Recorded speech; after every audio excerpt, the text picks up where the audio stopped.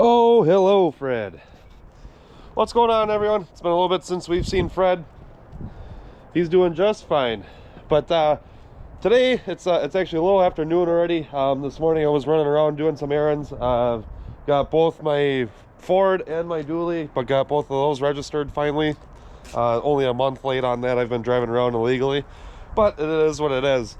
Today I want to run to the shop and I want to make some extra security for these tool bins. So I want to make something that flips down and comes down here by the bins and locks these bins up even better. You know, you can lock these bins up with a key, but it honestly don't take much to peel these doors open if you really want it to get in there.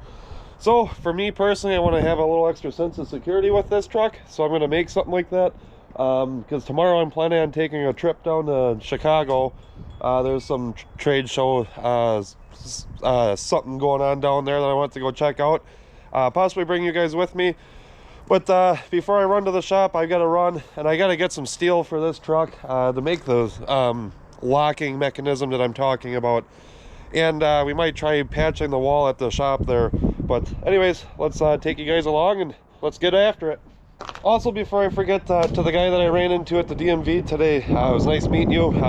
If any of you guys, any of you viewers ever run out to me in public, feel free to come up, say hi to me. I don't bite too hard, but no, I'm just kidding with that. But yeah, no, feel free. It's a pretty cool experience. I might be caught off guard because it's not something that happens too often, but when it does happen, it's actually kind of neat. So yeah, feel free. If you see me out in public, come stop by, say hi, shake my hand, take a picture of me, whatever you feel like doing. But yeah, no, I just wanted to say thanks again. It was nice to meeting you and talking to you. So all right, we're gonna run to Fleet Farm here now and go get the parts that I need and start working on this truck. All right, so I just got back here to the shop. I went and picked up, I got some steel pipe, some couplings, and some C-channel and some flat stock. My original plan with this truck was to build something that was kind of like somewhere in this area that would rotate up and then sit on top of the box here when I didn't want to lock the box, and then rotate it back down and then it would lock somewhere down here. But the more I thought about it, I don't know if I want to just have those on the truck at all times. I don't necessarily need to lock the truck up that tight every time. Just for times like, you know, I'm going into an area where I know it's going to be a little not safe, is the reason for building these extra lock bars, I guess I'd call them. It just helps deter people a little bit more. It's just a little extra work to try getting into the truck if they really wanted to. I know if you really want something bad enough, they'll get it. I've had stuff stolen before and it sucks. But just a little extra precaution, a little peace of mind for myself. I got thousands of dollars of tools in this truck, and if I can keep them safe, I'm going to, I guess, try everything to keep them safe. So that's part of today's goal. The reason why I got these couplings here, these 3/4 inch couplings, is at the front of the box here. I'm going to have it where it sticks out just off the edge here, something like that. And then this threaded end, I'll thread it in. That way, in the front of the box, it's a tight fit. And you know, I don't need to like wrench these things in tight. I just need to thread it in enough so that way when it gets here to the back, I can put like a master lock or something back there. My first thought was to just have buy a bigger pipe, like an 1.25 inch pipe, and slide the front of the pipe in through the coupling in the front there. But then I was thinking about it more. If you really, really wanted to, it wouldn't be that much to grab the center of that bar and just wrench on it and be able to bend it and pull it out of the front up there. So that's why I opted to do the coupling where you have to kind of thread it into there, because then you either have to bust the locks off or something. So, but that's kind of the plan for this. I don't know if you can make out, but this pipe has a significant bend. Kind of worked out in my favor because I didn't need the entire length there, obviously. You know, you can see it hangs out. But it just so happens that the bend of that pipe sticks out past the truck. It doesn't start bending until it's past the box of the truck. And when I was at Fleet Farm, they gave me a, pretty much half off on that piece of pipe there. So worked out for me. I still had to buy this one though. This one's straight. I had to pay full price for that one. But it is what it is. I'll save money wherever I can. But yeah, that's the goal for that. And then obviously I got this wall to fix over here. And I'm just gonna try seeing what I can do to get that patched up. But all right, I gotta start cutting some steel and getting some stuff going here and start welding this all together, and hopefully it all works out. I do have to run to Menards yet because I forgot to grab master locks when I was at Fleet Farm, but that works out because I got that to fix. So, all right, I'm gonna start getting some of this stuff set up, and then I'll catch back up with you guys once I start getting something going here. This is kind of what I got going on. It's just a piece of C-channel there. This was a coupling. I cut it in half, threaded the pipe in.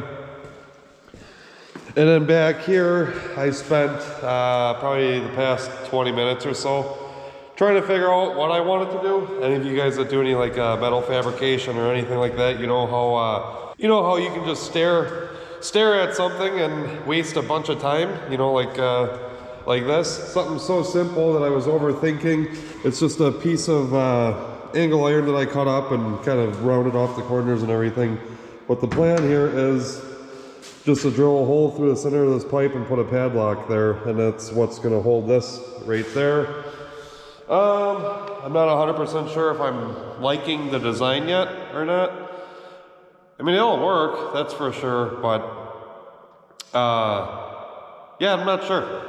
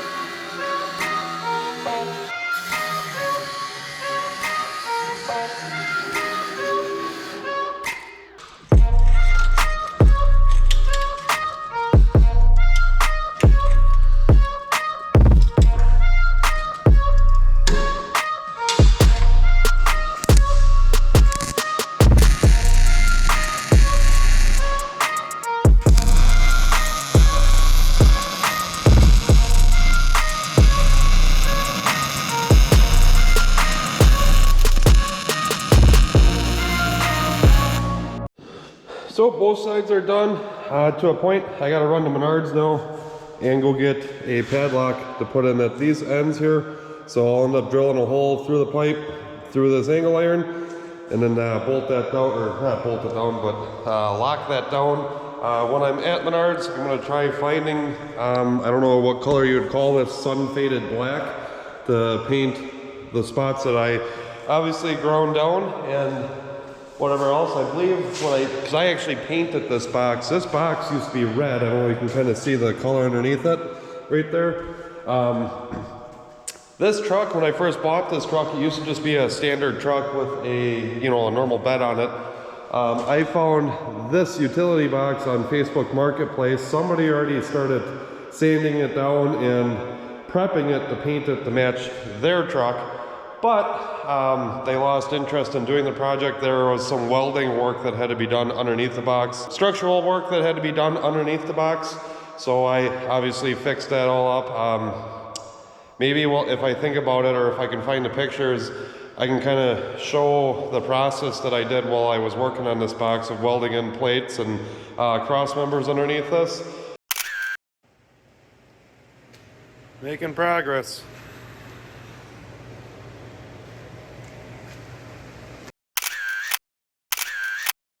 And then this whole box, I actually just used rattle can, normal spray paint. And I put 2 coats of primer and 3 coats of black paint on this box. And it's been holding up pretty well. I'll give it that. And I'll say it over and over and over again that I can't imagine life without a utility truck. So, I guess with that long speech there, I'm just rambling now. But I believe I used Krylon, just normal Krylon black spray paint, nothing special or satin or anything like that. So we're gonna run there, go get some paint and padlocks, and see maybe watch a YouTube video or so how to fix those holes in the wall. But yeah, no, I'm pretty happy with the way it turned out. I'm not sure how I like the way it looks in the back of the truck here. Especially when the pipes, these pipes aren't there. The reason why I say that is just because it looks kind of odd having 2 pieces of angle iron hanging off the back of the truck. But I guess this truck isn't, a SEMA truck or anything like that. It's a work truck and it's supposed to be functional. So, but yeah, no, I'm happy with it. I'm glad I went this route instead of having the style that I was talking about where it flipped over the top of the box.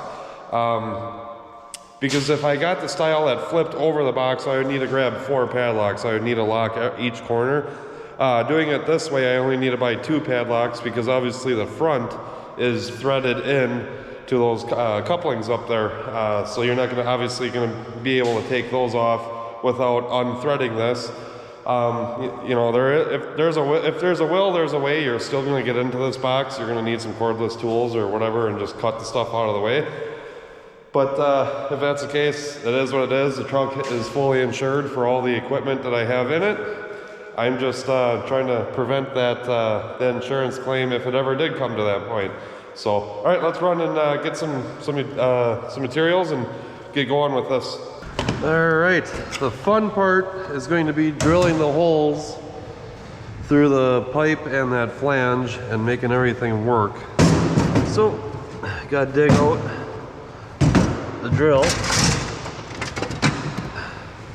and dead. All right, found one. All right, do we start with a small drill first and work our way up, or do we just send it? I think for this I'm going to start small and then we'll go from there. Probably use, yeah, that looks like a good one. Should probably check, see what size these are.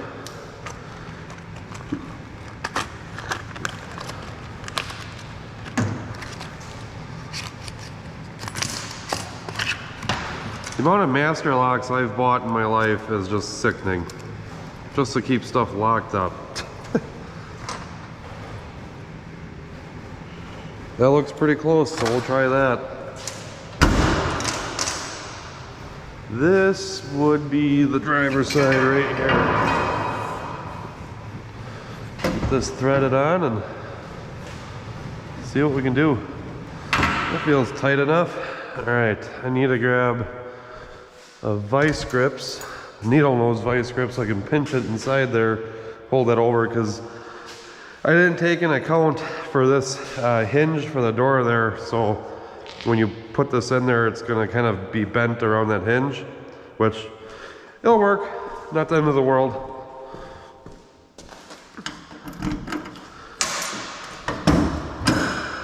All right, I know I got a pair right here.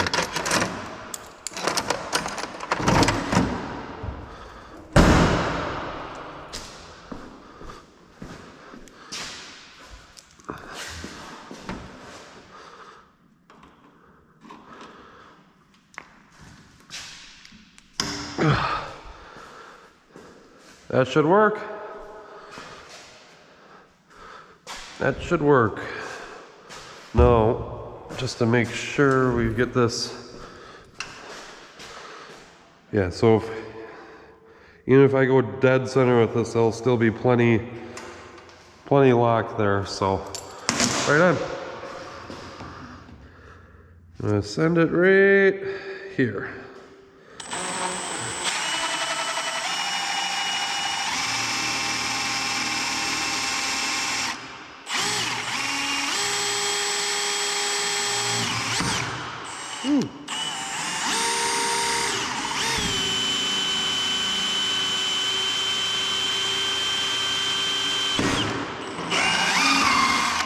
We're through. All right, let's see if that's a big enough hole for this. Frickin' perfect.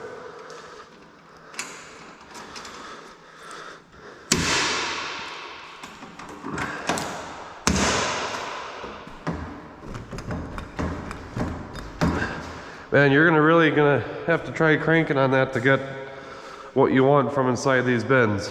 So that's exactly what I was hoping for. And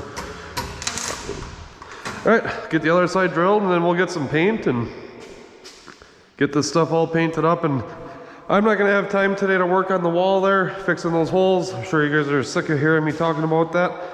But I do want to grease the front end of this truck. It's starting to make some squeaking noise. So get that done and then run home, and I'll get this video edited up for you guys and get it posted. So when I was at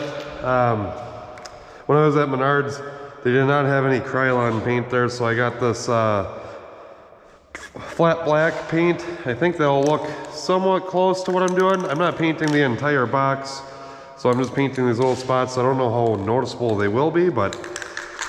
And I also noticed they have like a tip that has multiple different settings on it, which is kind of odd to me. I've never seen that before. High output, low. I'm going to try 3.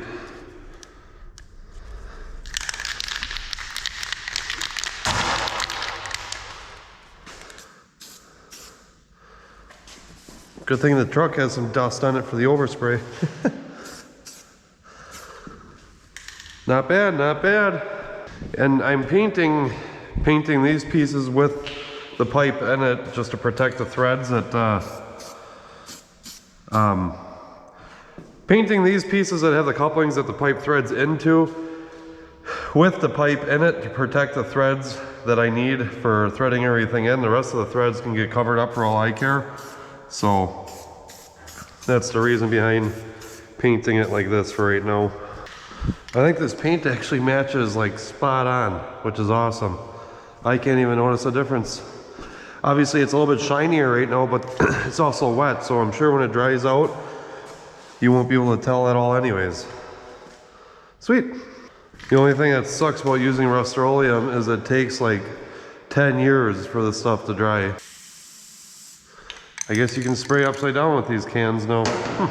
Alright, so the only downfall, I guess, to this side of the box on the passenger side is it's got this big bin right here, which is awesome to have because it fits a lot of my big bulkier stuff that I don't use on a daily basis.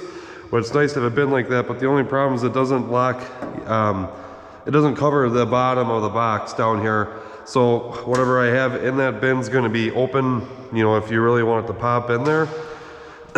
Which is it's whatever, because I have a bottle jack, a big bottle jack in there, and then just a bunch of like consumables like grease and stuff like that. So that's not the end of the world for that bin. If you want to steal grease from me, go ahead, I guess. I'm not giving you permission, but you guys get the idea. So I'm gonna back this truck up and start greasing the front end and the drive shaft and all that. The truck hasn't been greased since I've had it, and I've had this truck now for, I think I've actually put 60,000 miles on this truck now in the past 2 years. This truck gets driven a lot, so needs to be done.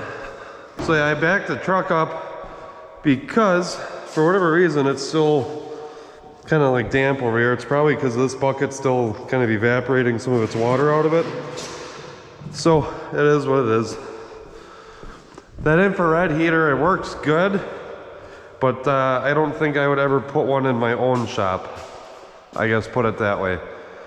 You know, it works good to the point where it heats the shop up and everything, but it doesn't seem to like dry the shop out.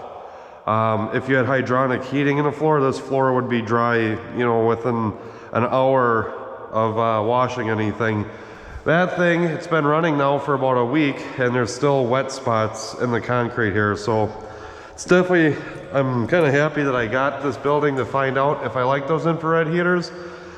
And I don't think it's worth the money, put it that way, for long-term heating. How often do you guys grease your trucks and front end components? I know some people, they probably do it every oil change and stuff like that. I don't know if that's necessary. That's my opinion though. Wow, that one's taking a lot of grease. This lower ball joint down here. Oop. Grease on the floor already. Probably be easier to do this on a lift. I'm too fat. Eventually here, I gotta redo the gearbox and power steering pump on this truck. I don't know how well you guys can see right now, but something's starting to leak pretty good, but it's working for now, so I'm gonna keep running it. Man, everything's taking a lot of grease. I guess I should maybe start greasing this thing more often. I don't know. Oh, too fat once again. All right. Well, I'm not able to get everything greased on here without pulling the tires off, and I do not have a floor jack here, so that's going to be a future Michael's dilemma. So I'm going to do some greasing on the dump trailer, kind of get that out of the way for right now. I have never greased these center pins right here, and it's not looking like they're wanting to take any grease.